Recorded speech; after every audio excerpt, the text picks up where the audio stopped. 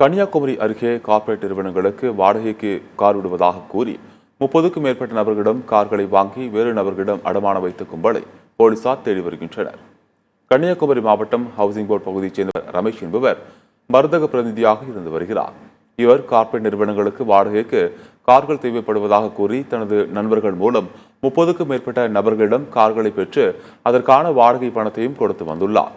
இந்த நிலையில் தற்போது வெகு நாட்களாகியும் தங்களது கார்களும் வரவில்லை, வாடகை பணமும் கிடைக்கவில்லை என்று கார் உரிமையாளர்கள் தெரிவித்து வருகின்றனர்.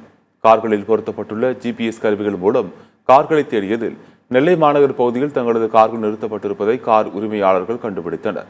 மேலும் தங்களிடமிருந்து கார்களை வாடகைக்கு விடுவதாக கூறி ரமேஷ் பலரிடம் கார்களை அடகு வைத்திருப்பதையும் கண்டு அதிர்ச்சியடைந்தனர். இதுகுறித்து நெல்லை மாநகர காவல் ஆணையரிடம் கார் உரிமையாளர்கள் புகார் அளித்த நிலையில் போலீசார் இதுகுறித்து வழக்கு பதிவு செய்து ரமேஷ் மற்றும் அவரது நண்பர்களை தேடி வருகின்றனர். எங்கள் ஃப்ரெண்ட் சர்க்கிளில் இருந்து ஒரு நபர் வந்து எல்என்டி கான்ட்ராக்டுக்காக வண்டி ஓடுதுன்னு எங்கிட்ட வண்டி எடுத்தாங்க. மாதம் 30,000 தாரணி. கிட்டத்தட்ட எல்லாருமே எங்கள் ஃப்ரெண்டு எல்லாருமே ஒரு புது வண்டியெல்லாம் எடுத்து விட்டாங்க. கிட்டத்தட்ட மொத்தம் 36 வண்டியில் ஒரு 10 வண்டிக்கு போல் GPS இருந்திருந்து. அப்போ நாங்கள் நேற்று காலையில் இருந்து இதுக்கு தான் மூவ் பண்ணிகிட்ருக்கோம். 36 வண்டியில் ஒரு 6-7 வண்டியை நாங்கள் எடுத்துட்டோம். சார் போலீஸ் அவங்களோட இதோடு நாங்கள் எடுத்துட்டோம். அதுக்கப்புறம் இப்போ இந்த வண்டி வந்து இன்னைக்கு இப்போ தென்காசியில் யாருக்கும் கொடுத்துருக்காங்களாம்.